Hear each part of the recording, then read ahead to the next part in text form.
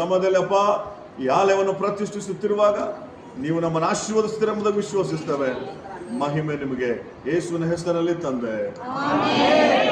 Amen. Thank you. ತಂದೆ, ಕುಮಾರ, ಪರಿಶುದ್ಧಾತ್ಮ ತ್ರಿಯೇಕ ದೇವರ ನಾಮದಲ್ಲಿ ಈ ಆಲಯವನ್ನು ಪ್ರತಿಷ್ಠಿಸ್ತಾ ಇದ್ದೇವೆ ತಂದೆ. Hallelujah, hallelujah. ಆರಾಧನೆ, ಆರಾಧನೆ, ಆರಾಧನೆ, ಆರಾಧನೆ.